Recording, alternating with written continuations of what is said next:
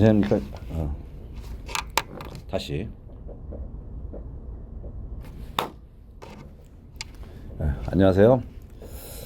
이번 영상은 좀 특이한 사건이에요. 이게 두 부부가 돈을 벌어서 그거를 가지고 부인이 혼자 집을 샀어요. 그때 이것을 증여를 볼 거냐 말 거냐, 남편 이름으로 된 사업에서 이렇게 샀는데, 이거 대부분은 우리가 배우자 이 공동재산이라 할지라도 이혼하지 않을 경우에는 재산 분할이 안 되니까, 공동재산이라 할지라도 남편 명의 계좌에서 부인 명의 계좌로 돈이 가면 이거는 증여라고 보고, 다만 이 공동자산이기 때문에, 공동의 자산이기 때문에 6억까지 정도는 비과세 해주겠다라고 하는 것이 세법의 입장인데, 요즘은 약간씩 좀 이게 부부 공동재산을 인정해주는 판례가 조금씩 나오는 것 같아요. 그래서 좀 새로운 판례인 것 같아서 여러분들한테 한번 소개를 해보겠습니다. 자, 이 사건에서 나오는 이 당사자들은요, 두 분이 약사예요. 두 분 다. 남편도 약사고 부인도 낙사입니다. 그런데 각각 약국을 하는 게 아니라 하나의 약국을 경영하는데, 공동사업자보다는 단독사업자로 하자고 해서 단독사업자 이름인 남편 이름으로 단독사업자라고, 부인은 거기에 회의 약사로 이렇게 직원으로 등록을 했습니다. 그렇게 해서 돈을 벌었는데, 벌은 돈을 가지고 집을 샀는데, 12억짜리 부동산을 샀는데 이거를 부인 명의로 샀다라는 거예요. 그러니까 아니, 부인 명의로 12억을 샀으니까 그러면 6억은 뭐 남편한테 증여받았다고 치고 나머지 6억은 세금 내야 될 거 아니야. 그래서 여기다 증여세를 과세를 이렇게 한 거예요. 네. 자, 이게 맞느냐 하는 거죠. 지금까지 보면 뭐 이게 틀린 과세는 아닌 것 같아요. 그죠? 왜냐하면 이렇게 약국을 했지만 부인은 근로소득을 받아가지고 자기가 생활을 했을 거고, 남편은 이 약국에서 발생한 소득을 가지고 벌은 소득으로 이거를 산 거니까, 이걸 부인이 샀으니까 당연히 그렇잖아요. 그죠? 자, 그런데 한번 결과가 어떻게 되는지 한번 보겠습니다. 납세자가 뭐라고 주장했냐면, 이 약국이 남편 단독 명의지만 사실은 공동 운영했다. 그래서 공동 운영했다라는 것을 계속 주장을 합니다. 왜냐하면 남편이 벌은 돈은 나하고 같이 벌은 돈이지 남편 혼자 벌은 돈이 아니다라는 것을 얘기하는 거예요. 그래서 공동명인데, 공동 운영인데, 처음에 약국 개업할 때에 다른 사람이 하던 약국을 내가 인수했는데, 그때 약국 매도인에게 대금도 내가 지급을 했고 개업 자금 중에 일부도 내가 냈다. 그러니까 같이 투자를 했다는 얘기죠. 처음에 약국 개업할 때. 그 다음에 대출 원리금 상환도 공동 수익금액, 그러니까 돈 벌은 것으로 같이 상환했다는 얘기고요. 그래서 그랬는데 돈을 벌어가지고, 이 돈을 벌어가지고 재산을, 그러니까 그 새로운 주택을 12억짜리 사는데, 보니까 남편은 다른 부동산이 있었는데 나는 없기 때문에, 그래서 내 재산, 내 명의 재산이 없어서 이거 내 명의로 한 거다, 이렇게 주장을 한 거예요.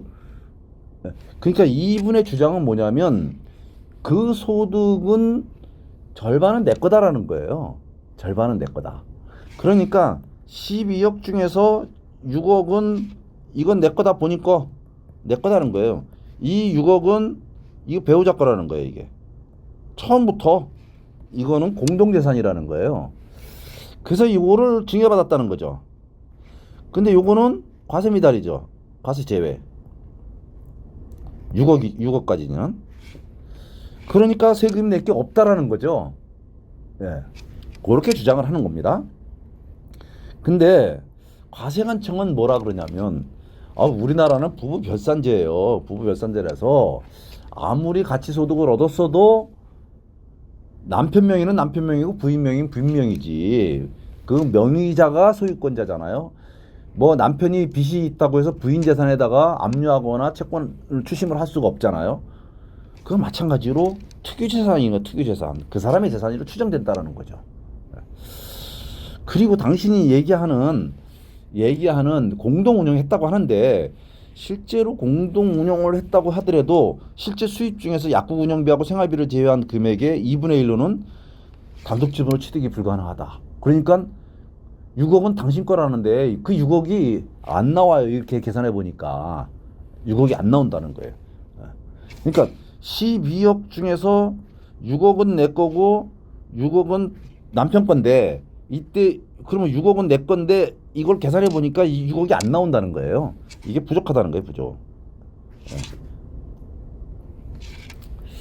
그 다음에 이거 뭐 우리가 그냥 이렇게 추정한 게 아니라 실제로 금융 추조사를 해보니까 이게 그 남편으로부터 이렇게 돈이 무상으로 온 것이 확인이 되더라. 이 약국 운영한 거 말고도. 그러니까 이거는 증여한 것이 맞다. 이렇게 해서 우리는 정당하다고 이제 주장을 한 거죠. 근데 조세심판원이 이렇게 얘기를 했습니다. 우선 조세심판원이 아주 그 집중적으로 본 건 뭐냐면 공동운영 맞냐 이거죠. 공동운영. 예. 공동운영을 했으면 공동재산이라는 거죠. 공동재산. 예. 이 공동재산. 그러니까 취득할 때부터 공동재산이라는 거죠.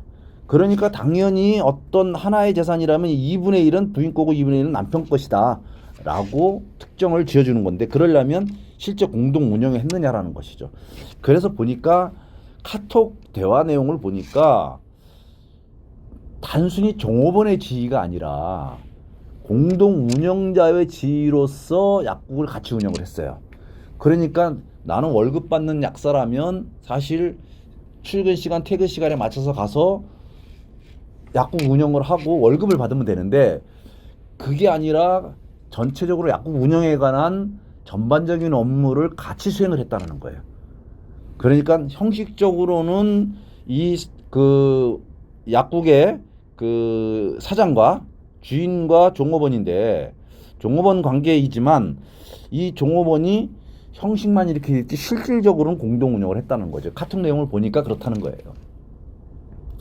그 다음에 처음에 약국 개원할 때에 부인의 자금이 거기 일부 들어갔다는 거죠. 이거 공동 투자를 했다는 거죠. 공동 투자. 그죠? 공동 투자를 했다는 거죠. 그러니까 공동으로 운영했고 공동으로 투자했고 그러니 이 재산은 남편 이름으로 형성되어 있다라고 되어 있는 이 사업 운영재산 이 재산은 이거는 공동재산이라는 거 보는 거죠. 공동재산. 예. 공동재산이기 때문에 이건 당연히 2분의 1은 배우자 거라는 거예요. 이게. 예. 2분의 1 이거는 그 남편 거고 이거는 부인 거라는 거예요. 예. 그래서 공동재산이라고 이렇게 본 겁니다.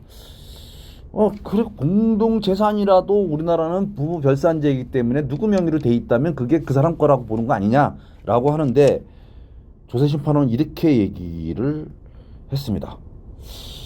자, 이 그 사례를 보면서 세무공무원은 과거부터 지금까지 남편 통장에서 부인 통장으로 넘어가면 그것이 생활비나 교육비 뭐 이런 것이 아니라면 그 돈을 가지고 부인이 그걸로 부동산을 사거나 이러면 증여를 봅니다. 근데 여기서는 남편이 벌은 돈 가지고 그렇게 했으면 그건 당연해요. 근데 이 사건은 둘이 같이 벌었다는 거예요. 돈을. 둘이 같이 벌은 돈이기 때문에 처음부터 그것은 두 사람의 몫이지 누구 명의로 돼 있다고 해서 그 사람 단독 명의로 볼 수 없다 이 얘기입니다. 그래서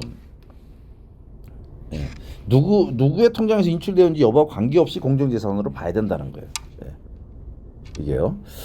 그렇기 때문에 이게 공동 운영을 해서 이게 공동 운영을 해가지고 이거를 남편 계좌에 입금이 됐다가 이게 인출이 돼가지고 부인 명의 부동산을 취득을 한 거잖아요. 이때 요 공동운영하고 남편 계좌가 돼 있지만 요거는 계좌명은 남편 계좌지만 이거는 공동 계좌라는 거 보는 거죠. 공동 계좌. 예. 공동 계좌라고. 그렇기 때문에 여기 당연히 여기 2분의 1은 부인 거라는 거예요. 그렇다면 결국 이게 12억이잖아요. 12억을 샀으니까 여기에 6억은 내 거고 당연히 6억은 남편 거라는 거예요. 그 6억은 내 거고 6억은 남편 건데 요거는 증여받았다는 거죠. 증여받았지만 요건 6억이기 때문에 증여세 과세 공제해버리면 미달이 돼버리는 거죠. 그래서 증여세 과세할 게 없다라는 거예요. 그래서 무조건 남편 명의 계좌에서 부인 명의 계좌로 갔다고 해서 이걸 증여로 보는 것은 아니고 이거는 계좌가 남편 이 공동으로 운영을 해가지고 남편 계좌로 들어갔는데 이 남편 계좌라고 해서 이게 다 남편 거라고 보는 게 아니라 이거 공동 소유라고 이렇게 본 겁니다. 예, 그래서 이건 좀 특이한 주제를 봤는데요. 나중에 다른 영상에서도 한번 또 설명을 드릴 건데 부부 의사가 둘이 같이 이게 각각 돈을 벌어가지고 남편 통장에서 돈을 넣고 운영을 하다가 거기서 돈을 뽑아가지고 부인이 빌딩 저 집을 샀어요. 근데 거기에서는 부인에게 증여세를 과세한 사례가 있습니다. 그래서 그 부분은 또 이거와 또 다른 사례이기 때문에 어쨌든 이 증여세 관련된 것은 어떤 상황이 그 상황마다 이 주변의 상황이나 환경이 다르기 때문에요. 개별 상황에 대한 자세한 내용을 앞뒤 전후 사정을 잘 살펴보고 판단을 내려야지 어떤 사건을 가지고 모든 사건이 다 그렇게 적용된다라고 보기가 어려운 게 바로 이 증여의 문제입니다. 오늘 이번 영상은 여기서 마치도록 하겠습니다. 감사합니다.